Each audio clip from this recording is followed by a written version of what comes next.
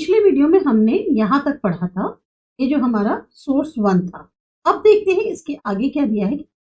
कुछ ने जो है सेटल्ड कल्टीवेशन को अपना लिया। 19वीं सेंचुरी से पहले बहुत सारे ऐसे थे ट्राइबल ग्रुप्स के अंदर ही लोग जो अब सेटल होना चाहते थे या सेटल होना शुरू हो गए थे, और अपनी जो फील्ड्स हैं उन पर उन्होंने खेती बाड़ी करना शुरू कर दिया था। साल भर, जैसे कहते हैं ना, एक साल के बाद दूसरे साल, अब उन्होंने जो है एक ही जगह पर रह के खेती बाड़ी करनी शुरू कर दी थी, बजाय एक दूसरे जगह जो है घूमने के।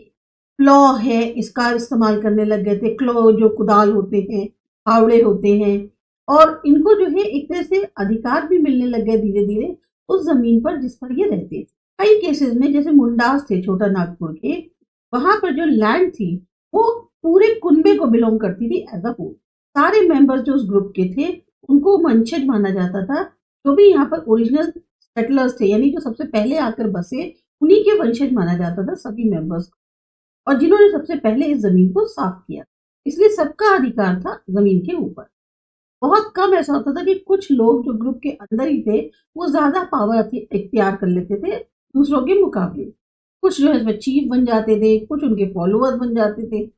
पावरफुल मैन जो थे वो उसमें से अपनी जमीनों को अब रेंट पर देने लग गए थे, बजाय खुद उस पर खेती बाड़ी करने की। यहाँ पर एक टर्म भी है बेवार।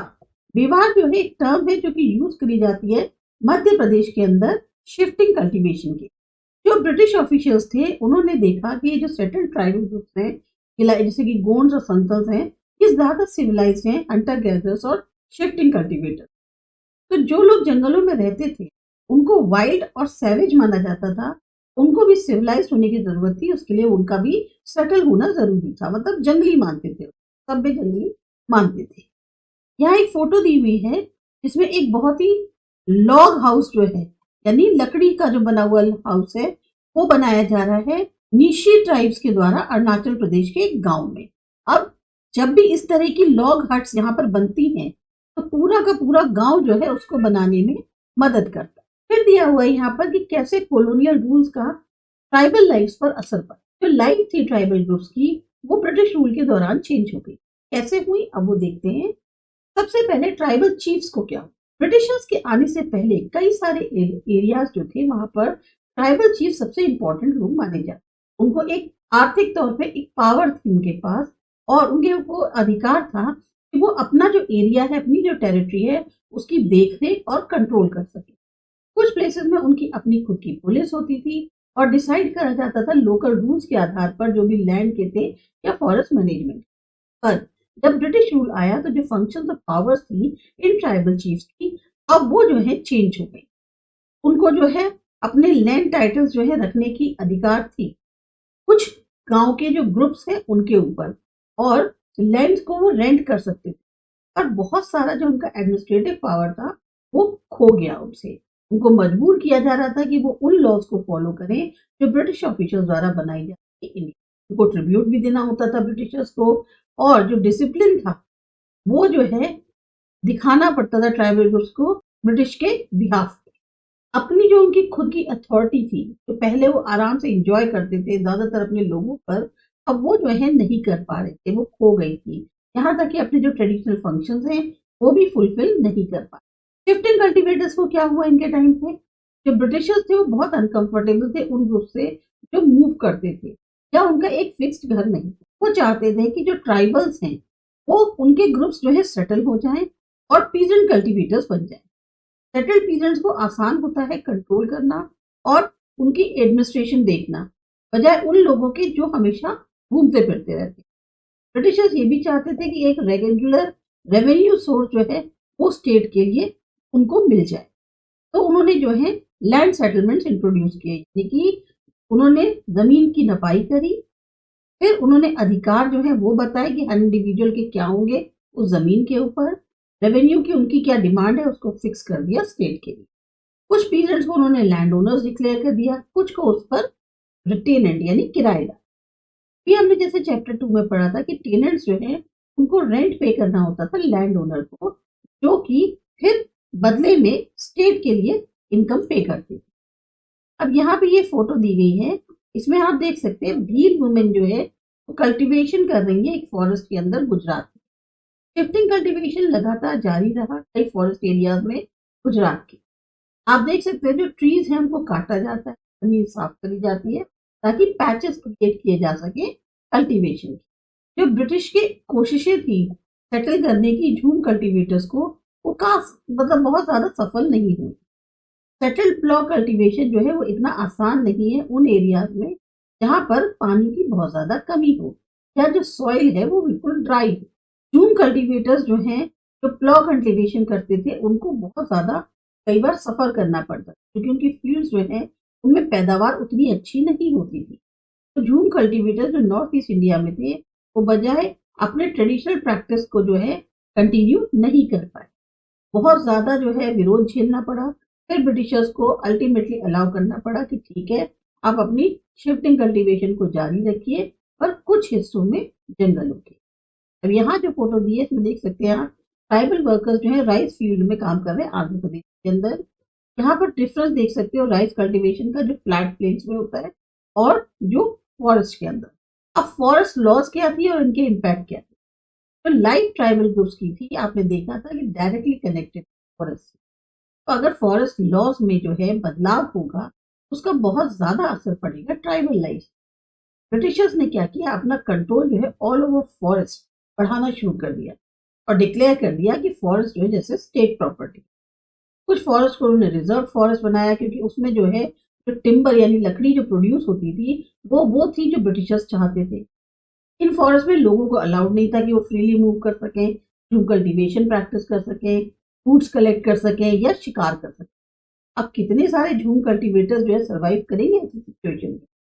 उनको मजबूर किया गया कि वो और इलाकों में चले जाएं वर्क और लाइवलीहुड। एक बार ब्रिटिशर्स ने स्टॉप कर दिया ट्राइबल लोगों को कि वो जो है जंगलों के अंदर नहीं रहेंगे, उनको खुद को भी प्रॉब्लम फेस करनी पड़ी। कहाँ से फॉरेस्ट डिपार्टमेंट को लेबर मिलेगी पेड़ काटने के लिए जो उनको चाहिए थी रेलवे स्लीपर्स के लिए, या लॉग को कैसे ट्रांसपोर्ट। तो कॉलोनियल ऑफिसर्स जो हैं एक सॉल्यूशन उनके सामने आया।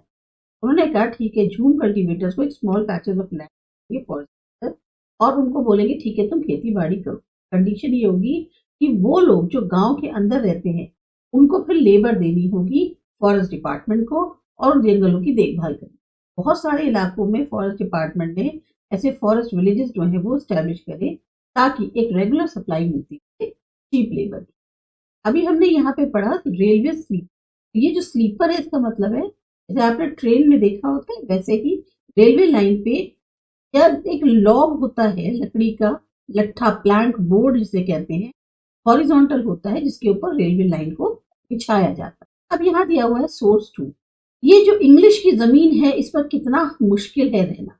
1930s में वेरियर एल्विन ने बेजाज की जमीन को जब विजिट किया क्योंकि एक ट्राइबल ग्रुप था सेंट्रल इंडिया में तो वो उनके बारे में जानना चाहते थे कि क्या कस्टम है क्या प्रैक्टिस है क्या उनकी कला है क्या उनकी कहानियां हैं। तो उन्होंने कई सारे सॉन्ग्स को रिकॉर्ड किया जिसमें उन्होंने उस हार्ड टाइम के बारे में बताया कि बेजाज जो है जो फेस कर रहे थे ब्रिटिश रूल के अंडर। अब ये जो है इन्होंने एक पूरा सॉन्ग बताया कि ये जो लैंड है इंग्लिश की इसमें कितना मुश्किल है रहना, कितना मुश्किल है रहना। गांव में लैंडलॉर्ड रहता है, गेट पर कोतवाल रहता है, गार्डन में पटवारी बैठा है, फील्ड में गवर्नमेंट बैठी है। तो कितना मुश्किल है यहाँ रहना। कैटल टैक्स देना होता है अगर काऊ बेचनी है, फॉरेस्ट टैक्स देना होता है बफेलो बेचनी है, लैंड टैक्स देना होता है बुलक बेचनी है। तो हमें अपना खाना कैसे मिले इस इंग्लिश की जमीन। बहुत सारे जो ट्राइबल ग्रुप्स थे उन्होंने रिएक्ट किया इन कॉलोनियल फॉरेस्ट लॉज के आगे। उन्होंने नए रूल्स को मानने से मना कर दिया, अपनी प्रैक्टिस जारी रखी जो कि उनके अकॉर्डिंग ब्रिटिशर्स के इलीगल थी और कई बार खुले तौर पे बगावत भी। इस तरह का जो रिवोल्ट था सोनग्राम संगमा 1906 में असम में और इसी तरह से एक फॉरेस्ट सत्याग्रह हुआ 1930s का सेंट्रल प्रोविंसेस के। फिर आई समस्या प्रॉब्लम ट्रेड की। अभी यहाँ पर आप देख सकते हैं गोदारा वुमेन जो है वो वीविंग कर रही है, बुनकर का काम कर। 19th सेंचुरी में ट्राइबल ग्रुप्स ने जो है पाया कि जो ट्रेडर्स और मनी लेंडर्स हैं वो जंगलों में आ रहे हैं जल्दी जल्दी और वो चाहते हैं कि जो फॉरेस्ट की प्रोड्यूस है उसे खरीदें। उसकी जगह वो उनको कैश लोन्स ऑफर करते हैं और उनको कहते हैं कि तुम हमारे लिए काम पैसा देंगे काम करो। ट्राइबल ग्रुप्स को ये समझने में थोड़ा टाइम लगा इसका नतीजा क्या हो। अब यहीं पर एक केस देखते हैं सिल्क ग्रोवर्स का जो लोग सिल्क की खेती करते हैं कोकून्स वगैरह की। 18th सेंचुरी में इंडियन का सिल्क जो था बहुत ज़्यादा डिमांड में यूरोपियन मार्केट। जो फाइन क्वालिटी होती है इंडियन सिल्क की, बहुत ज़्यादा उसकी वैल्यू, एक्सपोर्ट जो है इंडिया से वो बहुत तेजी से बढ़ रहे हैं। जैसे जैसे मार्केट का विस्तार हो रहा था, ईस्ट इंडिया कंपनी जो ऑफिशियल्स थे वो एनकरेज कर रहे थे कि ज़्यादा से ज़्यादा सिल्क का प्रोड्यूस हो, ताकि उनकी जो डिमांड है उसको बढ़ती हुई को पूरा किया जा सके। हजारीबाग प्रेजेंट डे में जिसको हम झारखंड कहते हैं, ये वो एरिया था जहाँ पर संतल जो है वो कोकून की खेती करते। अब ट्रेडर्स जो सिल्क में डील कर रहे थे वो अपने एजेंट्स वहां भेजते थे, जो लोन्स देते थे ट्राइबल लोगों को, और वहां से उनके कोकून्स को कलेक्ट करते। जो ग्रोअर्स थे, उगाने वाले थे, इनको 3 से 4 रुपए मिलते थे 1000 कोकून के। फिर इनको जो है एक्सपोर्ट किया जाता था बुर्दवान या गया में, जहाँ पर ये 5 गुना प्राइस पर बेचे जाते। जो मिडिल मैन था, सो कॉल कहा जाए, वो डील अरेंज करते थे एक्सपोर्टर्स और सिल्क ग्रोअर्स के बीच में और खूब मुनाफा कमाते, जबकि सिल्क ग्रो करने वाले बहुत कम अर्न कर पाते थे। तो बहुत सारे ट्राइबल ग्रुप्स को लगा कि मार्केट और ट्रेडर्स जो हैं वो ही उनके मेन एनिमीज हैं। यहाँ पर एक फोटो है एक हाजांग वुमेन जो कि मैट को वीव कर। विमेन के लिए ज्यादातर घर के जो काम है वो ऐसे नहीं थे कि जो उनको घर में ही सीमित रखे। वो अपने बेबीज को कैरी करके फील्ड्स पर भी जाती थी और फैक्ट्रीज में भी काम करती। इसी तरह यहाँ एक और फिगर दी गई है, ये कोल माइनर्स है बिहार के।